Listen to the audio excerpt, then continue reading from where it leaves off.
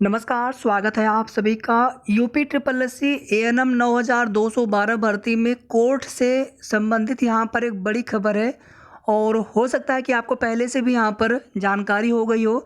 मामला इसमें क्या था, 19 अक्टूबर को एक मामला लगा था पूनम द्विवेदी और उसी के साथ में उन्हीं याचिकाकर्ता के साथ में सेम ग्राउंड पर और भी कई याचिकाएं कनेक्टेड थी। 5392 मुख्य याचिकाकर्ता और उनके साथ में 4 और वहाँ पर रीट्स कनेक्टेड है। हमने उस दिन भी बताया था आप सभी को कि उस मामले पर सुनवाई हुई थी और कोर्ट ऑर्डर जैसे ही जारी होगा आप सभी को जो भी कोर्ट ऑर्डर की चीज़ें होंगी बता दी जाएंगी। उसके पहले एक मामला और भी था जिसमें कट ऑफ अंक से ज़्यादा नंबर पर सिलेक्शन नहीं हो सका है और उसमें जो है कोई आदेश ऐसा नहीं आया था, लेकिन उसमें जवाब के लिए बोला गया था आयोग की तरफ से। और ये एक ऐसा मामला था जिसमें ईडब्ल्यूएस आरक्षण के आधार पर सिलेक्शन की मांग की गई थी। मतलब ईडब्ल्यूएस की जो कट ऑफ है 3 नंबर, मामला वही है लेकिन यहाँ पर ईडब्ल्यूएस आरक्षण का मामला था। ईडब्ल्यूएस प्रमाण पत्र की वैधता को लेकर के यहाँ पर चीज़ें थी जिसमें आयोग की तरफ से इनके ईडब्ल्यूएस प्रमाण पत्र को मान्य नहीं किया गया था, जबकि ईडब्ल्यूएस प्रमाण पत्र सही तिथि में बना था और जो सक्षम प्राधिकारी द्वारा इसे जारी किया गया था इसमें उनकी गलती को माना गया है माननीय कोर्ट के द्वारा। पूरा सुनिएगा वीडियो को, आपको सारी चीज़ें यहाँ पर क्लियर हो जाएंगी और वीडियो को आप सभी प्लीज़ लाइक और शेयर कर दीजिएगा। हमने पहले ही आप सभी को कहा था कि लखनऊ वाला जो कोर्ट मैटर है उसमें चीज़ें हैं, हो सकता है कि आने वाले समय में संभव हो। और यहाँ पर जितने भी सिलेक्टेड एएनएम बहनें होंगी उनका भी ये सवाल होगा कि क्या हम इसमें प्रभावित होंगे, तो प्रभावित आप नहीं होने चाहिए और ना ही कोर्ट ऑर्डर में ऐसा कुछ भी है, क्योंकि भर्ती प्रोसेस में जब गड़बड़ी निकल करके आती है तो वहाँ पर पूरी भर्ती चाहे उसमें सिलेक्टेड हो या सिलेक्टेड ना हो सभी प्रभावित होते हैं। लेकिन यहाँ पर भर्ती प्रोसेस में गड़बड़ी की बात नहीं हो रही है, यहाँ पर कुछ ऐसे एएनएम बहनें जिनका सिलेक्शन होना चाहिए था उनके ईडब्ल्यूएस प्रमाण पत्र के आधार पर, लेकिन उनका सिलेक्शन आयोग के द्वारा नहीं किया गया क्योंकि उनका ईडब्ल्यूएस प्रमाण पत्र वैध नहीं पाया गया। 3 अंक से उनके नंबर ज़्यादा है लेकिन 50 अंक से उनके नंबर कम है, तो 3 जो कट ऑफ है 3 नंबर ईडब्ल्यूएस के उसके आधार पर उनका सिलेक्शन होना चाहिए था। और आप देखेंगे जो प्रोविजनल मिला हुआ है, चाहे आपकी भर्ती में चाहे एक भर्ती का रिजल्ट अभी हाल ही में आया है जूनियर असिस्टेंट 2019, ईडब्ल्यूएस में सबसे ज़्यादा प्रोविजनल दिया गया है। ईडब्ल्यूएस बनाने वालों में गलती हो रही है, क्लरिकल मिस्टेक वो लोग कर रहे हैं और यहाँ पर भुगतान अभ्यर्थियों को बहनों को हो रहा है।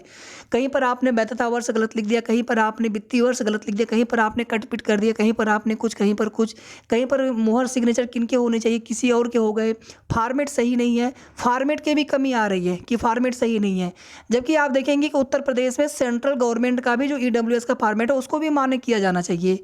हालांकि अलग अलग फॉर्मेट या अलग अलग जो क्राइटेरिया होती है उसकी वजह से कुछ राज्यों में केंद्र वाला मान्य नहीं किया जाता है, लेकिन उत्तर प्रदेश में होना चाहिए।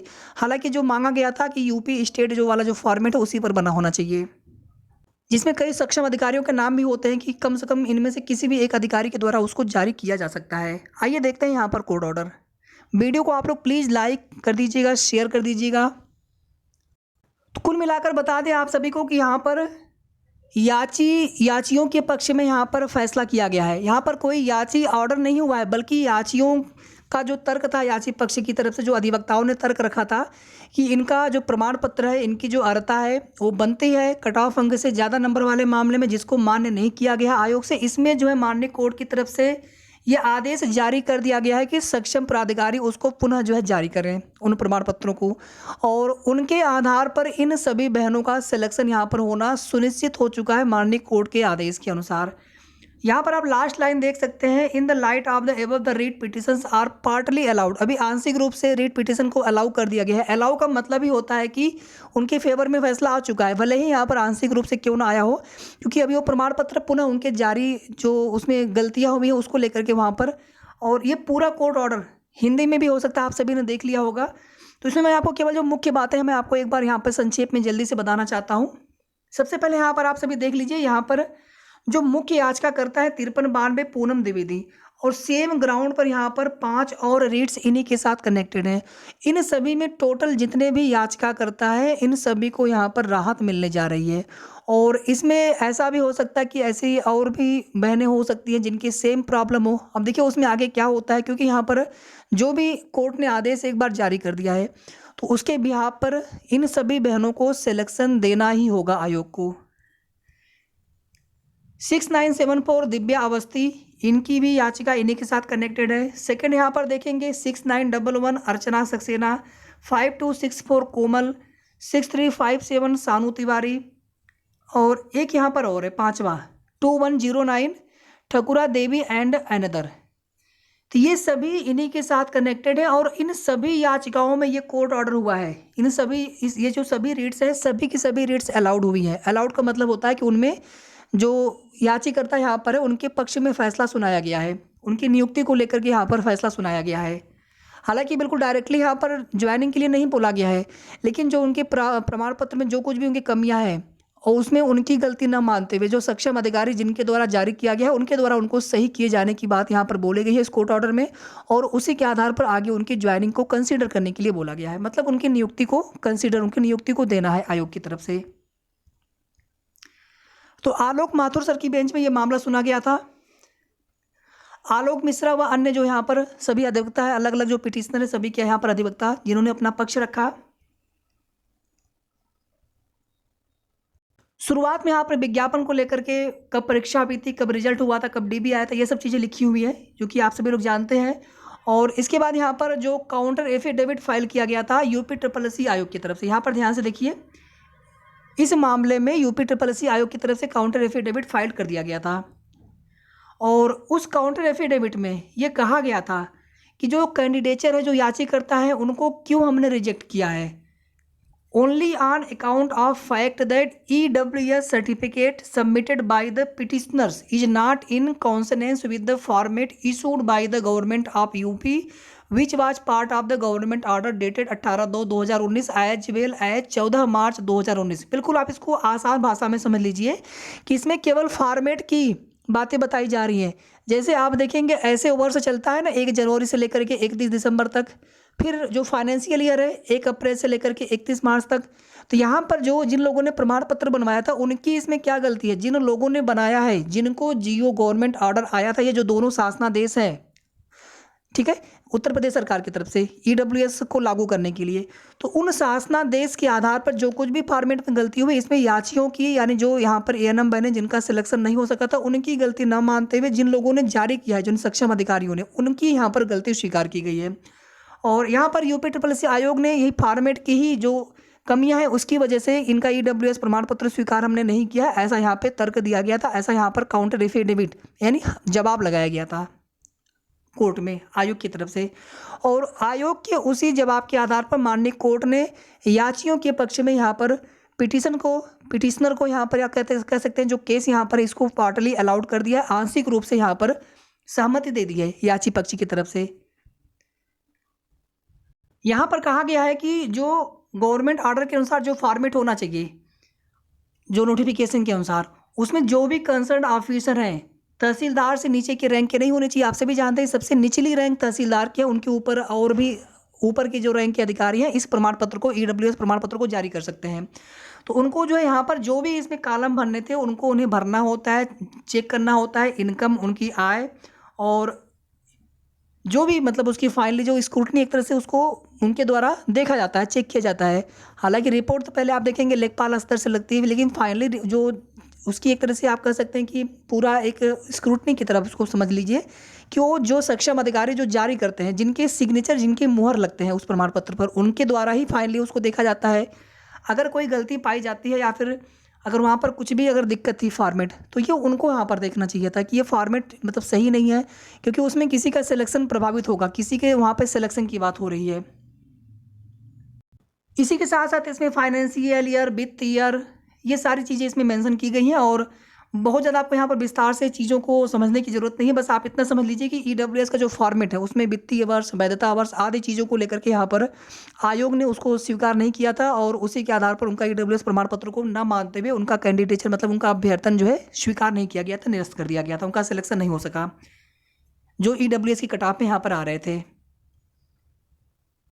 यहाँ पर आप एक चीज़ और देखेंगे कि जो इसमें EWS में जो देखी जाती है फाइनेंशियल ईयर, ये जो जनरल जो होता है ईयर, उससे इनको डिफरेंटली देखा जाता है। आप देखिए मैंने आपको पहले ही सारी चीज़ें बता दी हैं कि ऐसे तो हम वर्ष कैसे देखते हैं 1 जनवरी से लेकर के 31 दिसंबर, लेकिन यहाँ पर फाइनेंशियल ईयर देखा जाता है 1 अप्रैल से लेकर के 31 मार्च तक, 1 अप्रैल से लेकर के 31 मार्च तक।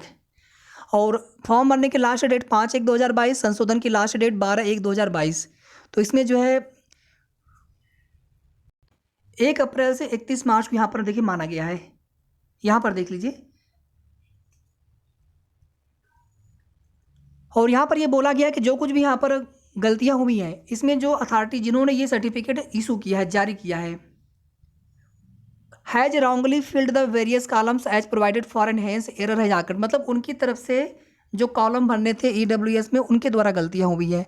यहाँ पर अभ्यर्थियों की उन बहनों की जिनका सिलेक्शन नहीं हो सका, इस आधार पर उनकी गलती यहाँ पर नहीं मानी गई है, बल्कि जो सक्षम प्राधिकारी जिन्होंने जारी किया है इस प्रमाण पत्र को, उनकी गलती यहाँ पर स्वीकार की गई है।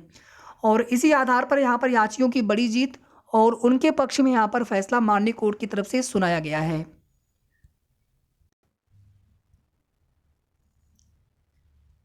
यहाँ पे आप देख सकते हैं here learn council for the parties, जितने भी यहाँ पर याचिकर्ता है, एक तो पूनम द्विवेदी, उनके साथ में 5 और कनेक्टेड, सभी के जो है यहाँ पर उनके जो अपील को माननीय कोर्ट की तरफ से रिकॉर्ड पे लिया गया। और यहाँ पर देखेंगे it is seen that petitioner have approach this court with common prayer that EWS certificate submitted by them along with their application form was rejected by the commission on the ground that same was not filled up correctly with regard to annual income of the candidate and his or her family in the financial year.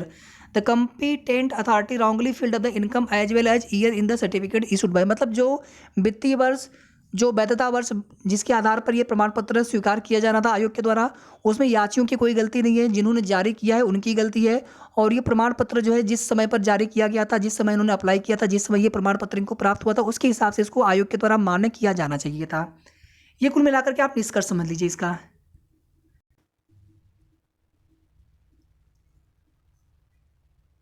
दो 2020-21 की आय के आधार पर 2021-22 के लिए प्रमाण पत्र जो है जारी किया जाना था इन याचियों की। तो आप सभी जितने भी यहाँ पर याचिकर्ता बहनें हैं, आप सभी को हमारे तरफ से शुभकामना है कि आप सभी की यहाँ पर जीत हुई और आप सभी को यहाँ पर सिलेक्शन दिया जाएगा। और यहाँ पर जो पहले से सिलेक्टेड एएनएम बहनें हैं, फिलहाल में यहाँ पर आप लोगों को परेशान होने की ज़रूरत नहीं। यहाँ पर गलती आयोग की है तो इस गलती को वे सुधारेंगे। सीटों की संख्या घटाना बढ़ाना नियोक्ता का अधिकार होता है, जिस प्रकार से भी वो सीटें जोड़ें, ये उनकी दिक्कतें हैं, किस प्रकार से करेंगे। और यहाँ पर आप लोगों का हित प्रभावित नहीं होना है, ऐसा कोई भी कोर्ट ऑर्डर में ऐसा कुछ भी नहीं है। लेकिन यहाँ पर जिन बहनों के साथ यहाँ पर जिनका सिलेक्शन होना चाहिए था, सेम उनका ग्राउंड सही था। मैं बार बार कहता हूँ कि जो सही ग्राउंड को लेकर के न्याय के लिए वो ठीक है, अच्छी बात है, लेकिन सबसे पहले हमें यहाँ पर पूरी तरह से चीज़ों को देख लेना चाहिए। और यहाँ पर फाइनली देखिए इन लोगों की जीत हुई है और माननीय कोर्ट की तरफ से यहाँ पर आदेश कर दिया गया है। अब अगर आप सभी के मन में कोई सवाल हो तो आप कमेंट करके पूछ सकते हैं, और वीडियो को आप लोग लाइक और शेयर प्लीज़ कर दीजिएगा। धन्यवाद।